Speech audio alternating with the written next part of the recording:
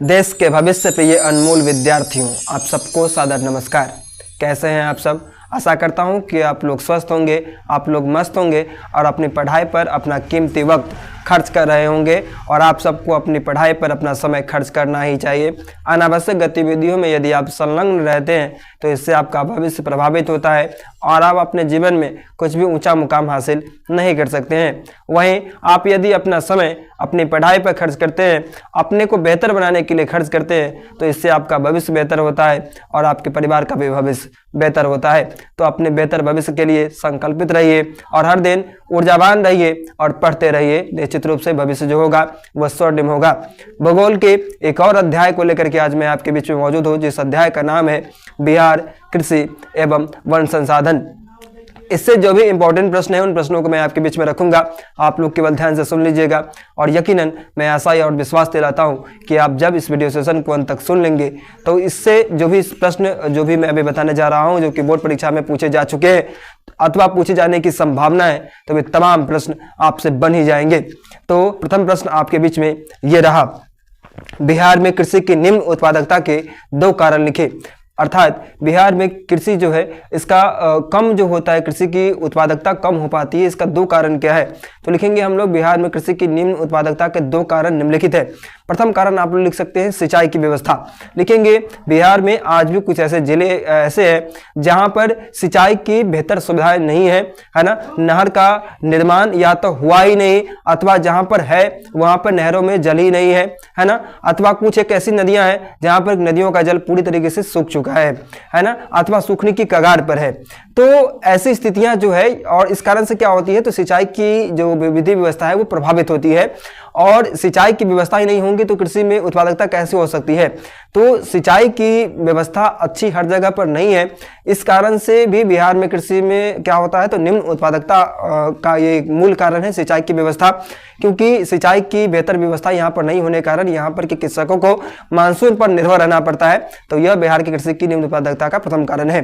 दूसरा कारण हम लोग लिख सकते हैं कि यहाँ पर के किसानों के पास पूंजी की कमी है। पूंजी की कमी होने के कारण यदि किसानी जो कर रहे हैं किसान, तो उनके पास यदि पूंजी की कमी होती है तो इस दशा में उनके लिए कृषि से संबंधित कार्य को कर पाना बेहद ही द्रुह होता है, बेहद ही कठिन होता है। तो इस बिहार से यदि हम लोग कहें तो हम लोग कह सकते हैं कि बिहार के किसानों के पास पूंजी की कमी जो है यह भी बिहार में कृषि की निम्न उत्पादकता के मूल कारणों में से एक कारण है। दूसरा प्रश्न है इस पाठ से, कृषि बिहार की अर्थव्यवस्था की रीढ़ की हड्डी है, कैसे? तो लिखेंगे बिहार में कृषि जो है सो बिहार की कृषि की अर्थव्यवस्था की रीढ़ की हड्डी की समान इसलिए है क्योंकि यहाँ पर की अधिकांश आबादी, हम कह सकते हैं कि जो 70 से 80% आबादी यहाँ पर की जो है वो कृषि कार्यों में संलग्न रहती है और कृषि कार्य से ही अपनी आजीविका की भरी पूर्ति करती है। और राज्य सरकार का आगम का मूल स्रोत, आय का मूल स्रोत भी जो है सो कृषि है, क्योंकि यहाँ पर के अधिकाधिक लोग कृषि से ही अपने जीविकोपार्जन करते हैं और बिहार की अर्थव्यवस्था को की मजबूती में अपना योगदान देते हैं, है ना। तो यहाँ पर उद्योग धंधों की भी कमी है, तो लोग करे तो करे क्या? तो अधिकाधिक लोग क्या करते हैं, तो कृषि पर निर्भर रहते हैं और कृषि में पारंगत भी है कृषि कार्य करने में। इस कारण से बिहार के लोगों की आजीविका का मूल साधन और अर्थव्यवस्था को मजबूती प्रदान करने में कृषि का अहम योगदान है। इसलिए बिहार की कृषि को बिहार की अर्थव्यवस्था की रीढ़ की हड्डी भी कहा जाता है अथवा रीढ़ कहा जाता है। इसके पश्चात अगला इंपॉर्टेंट प्रश्न है, बिहार में वन विनाश के 2 प्रमुख कारणों का उल्लेख करें। तो लिखेंगे बिहार में वन विनाश के 2 मूल कारण निम्नलिखित है। प्रथम कारण आप लोग लिख सकते हैं कि बढ़ती हुई जनसंख्या। यहाँ पर जिस दर से लगातार जनसंख्या बढ़ रही है, बेशक शिक्षा का ग्राफ काफी नीचे जा रहा है, मगर जनसंख्या में बढ़ोतरी करने में हमारा बिहार जो है वो अव्वल दर्जे पर आ चुका है।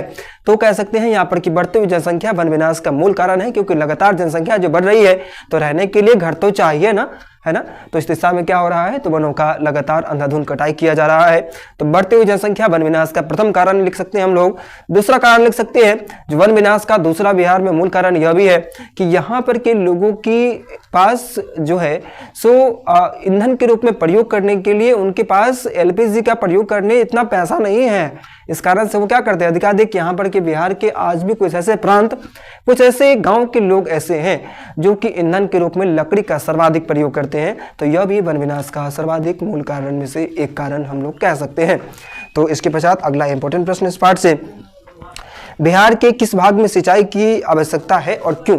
तो लिखेंगे बिहार के कुछ ऐसे जिले जिनमें हम लोग कह सकते हैं कि शिवहर हो गया, है ना, किशनगंज हो गया, दरभंगा हो गया। तो इन राज्यों इन जिलों में क्या है तो सिंचाई की आवश्यकता है, और ऐसा इसलिए क्योंकि काफ़ी ज़्यादा बाढ़ प्रभावित क्षेत्र हैं और इन क्षेत्रों में बाढ़ प्रभावित क्षेत्र है और सिंचाई की अच्छी सुविधा नहीं है ना।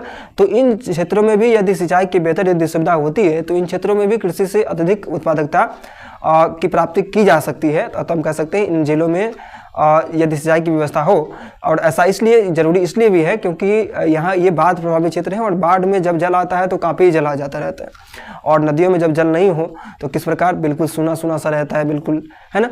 तो सिंचाई की व्यवस्था इन जिलों में काफ़ी ज़्यादा आवश्यक है। कुछ एक और जिलों के नामों का उल्लेख आप लोग कर सकते हैं। इसके पश्चात अगला इंपॉर्टेंट प्रश्न इस पार्ट से, बिहार की नहरों के विकास से संबंधित समस्याओं का उल्लेख करें। बिहार में नहरों का विकास नहीं हो सका, इसके लिए कौन कौन सी समस्याएं ऐसी आई जिस कारण से नहरों का विकास संभव नहीं हो सका।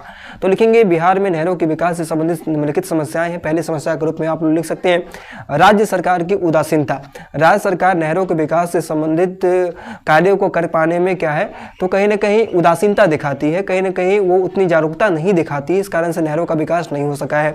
दूसरा कारण लिख सकते हैं कि यहाँ पर सालों भर नदियों में पर्याप्त जल नहीं रहता है, इस कारण से भी नहरों के में क्या आती है, नहरों के विकास में समस्याएं अवरुद्ध उत्पन्न होती है।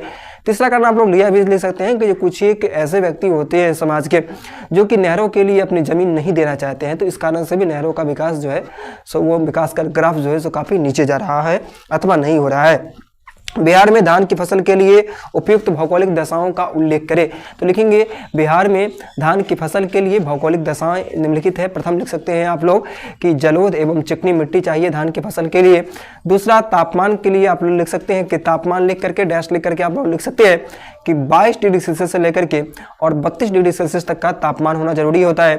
उसके पश्चात आप लोग वर्षा के क्षेत्र में लिख सकते हैं कि 150 सेंटीमीटर से लेकर के 200 सेंटीमीटर तक पर्याप्त यदि वर्षा हो तब जाकर के धान की फसल क्या होती है तो अच्छी हो पाती है।